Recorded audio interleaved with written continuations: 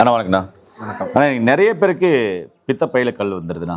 பித்தப்பையில் கல் வரதுக்கான காரணங்கள் நான் நிறைய வீடியோவில் சொல்லியிருக்கேன். நிறைய கொழுப்புள்ள உணவுகள் சாப்பிட்றது, தூங்காமல் இருக்கிறது, நேரம் சாப்பிடாமல் இருக்கிறது, பசி எடுத்தால் சாப்பிடாமல் இருக்கிறது, தூங்காமல் இருக்கிறது, கொழுப்பான பொருட்கள் அதிகமாக சாப்பிட்றது, இப்படி அதே நிறைய மாதிரி பார்த்தீங்கன்னா ஃபேட் டெபாசிட் ஆகிடும் நம்ம உடம்புல அதிகமாக கொழுப்பு. அப்போ என்ன ஆகும், அது ஸ்டோனாக உருவாகிறதுக்கு வாய்ப்பு இருக்குது. ஏன்னா பித்த சஞ்சி தானே நம்ம ஜீரணத்தை கட்டுப்படுத்த அதுதானே அது வரலாம். அது மாதிரி ஆல்கஹாலிசம் அதிகமாக ட்ரிங்க்ஸ் பயன்படுத்துகிறவங்களுக்கு பித்தப்பையில கல் வருது. ஓகே, இப்படி உடல் எடை அதிகமானவங்களுக்கு தான் முக்கியமாக இது வரும். ஏன்னா கொழுப்பான ஃபுட்டு தான் நம்ம அதிகமாக எடுக்கிறோம். ஃபாஸ்ட் ஃபுட்டு இந்த மாதிரி கொழுப்பான பொருட்கள் எடுக்கிறவங்களுக்கு கண்டிப்பாக பித்தப்பை கல் வரும். சரிண்ணா. இப்படி பித்தப்பையில் கல் வந்துருச்சு, ஸ்டோன் இருக்குது, டாக்டர் அதை ஆப்ரேஷன் பண்ணி தான் எடுக்கணுன்றாங்க. அதே மாதிரி கிட்னியில் ஸ்டோன் இருக்குது, இதுக்கும் பார்த்தீங்கன்னா ஒரு சின்ன அறுவை சிகிச்சை மூலமாக எடுத்துடலாம், தேவையில்லை அப்படின்றாங்க.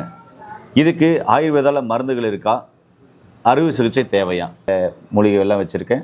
சிறுநெரிஞ்சல் இருக்குது, அதுக்கப்புறம் மூக்குரட்டை இருக்குது, செப்பு நெரிஞ்சல் இருக்குது, சதகுப்பு இருக்குது, மருதம்பட்டை இருக்குது. இது எல்லாமே பார்த்துருப்பீங்க இல்லையா?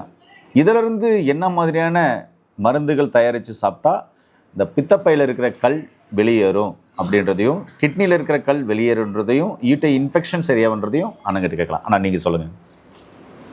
இப்போ நம்ம எடுத்து வச்சிருக்கிறோம் இல்லையா, இந்த 5 பொருட்கள், இதில் சதகுப்பையை தவிர மிச்சம் இருக்கிற 4 மருந்தையுமே பவுடர் பண்ணி எடுத்துக்கணும். நிழலில் காய வச்சு பவுடர் பண்ணி எடுத்துக்கணும்.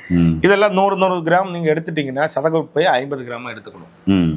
இதெல்லாம் பவுடர் பண்ணி வச்சுட்டு பயன்படுத்தும் முறை: 2 ஸ்பூன் பவுடரை 10 கிளாஸ் தண்ணியில் போட்டு கொதிக்க வச்சு அந்த 10 கிளாஸ்லேருந்து ஒரு 2 கிளாஸை சுண்ட வச்சிடணும்.